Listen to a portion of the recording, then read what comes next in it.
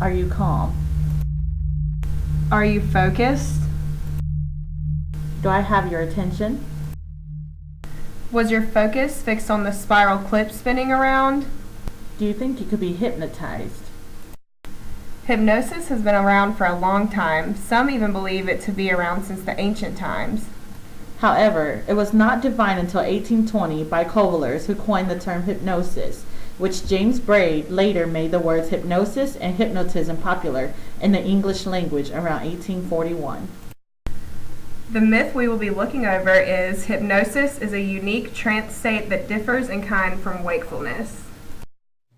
Hypnosis is a therapeutic technique in which clinicians make suggestions to individuals who have undergone a procedure designed to relax them and focus their minds. It is a procedure during which a health professional or researcher suggests while treating someone that he or she experience changes in sensations, perceptions, thoughts, or behavior. So where does the word trance come into play? Mesmer believed that we have fluid in us that can be magnetized under the use of magnets, which can help cure us of diseases. He believed that when a person was mesmerized, it would fix the fluid levels and bring it back to the normal state of flow. He hit controversy later when he failed to cure a blind woman with his methods, but the practice of mesmerism was still widely believed even afterwards. This leads us to James Braid, who took hypnosis from mesmerism into a trance state of induction.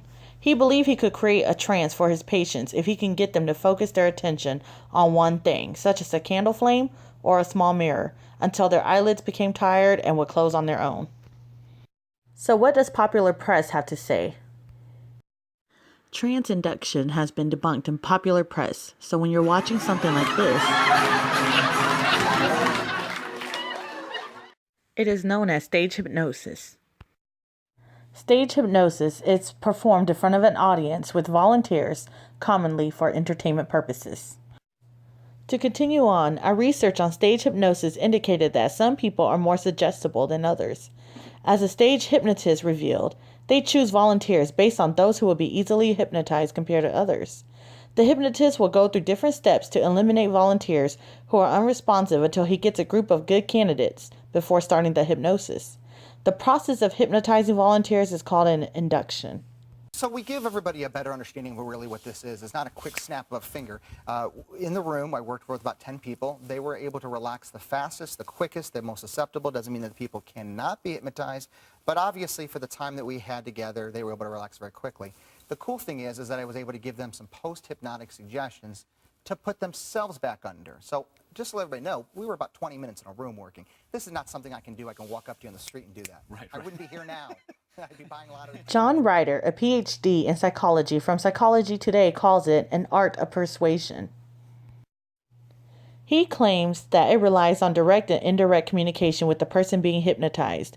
Awareness must be heightened, the body relaxed, and the subject disengaged with his or her surroundings. Here's what we found while doing empirical research on our myth. When talking about hypnosis, suggestibility refers to the ability to respond to the hypnotist's requests in a way that is expected. Barber and Wilson theorized that subjects were not likely to be suggestible if they had negative or cynical attitudes about the process of hypnosis.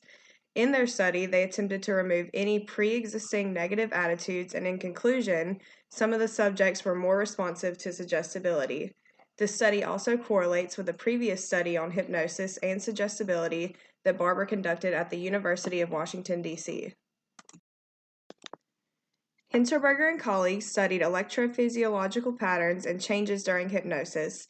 Their results support the idea that the process of hypnosis can lead a subject into states of consciousness that can be observed in correlating electrophysiological states of brain dynamics. So here you see that same difference here, and it's a highly significant effect in functional connectivity between the dorsolateral prefrontal cortex and the dorsal anterior cingulate gyrus here.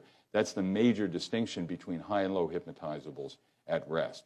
And it means that spontaneously they can go into a state where they get fully absorbed and engaged. And Auke Tellegen at the University of Minnesota has shown that people who are more highly hypnotizable have more of these self-altering attentional states in everyday life. They get lost in a sunset or a movie or reading a novel. Hypnosis is not a trance, but it is an altered state in which differs from normal consciousness.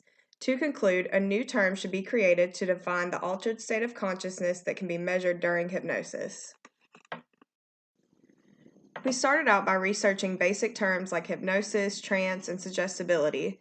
This led us to the Atkins Library database and other websites like Google Scholar and PsycInfo, where we found research that debunked the term trance. Although the word trance is still used in research articles, it is no longer defined in the way that Mesmer and Braid had intended. This term was debunked because of a lack of physiological measurements in subjects who were being hypnotized. After learning about this, we started researching studies that observed physiological changes during hypnosis.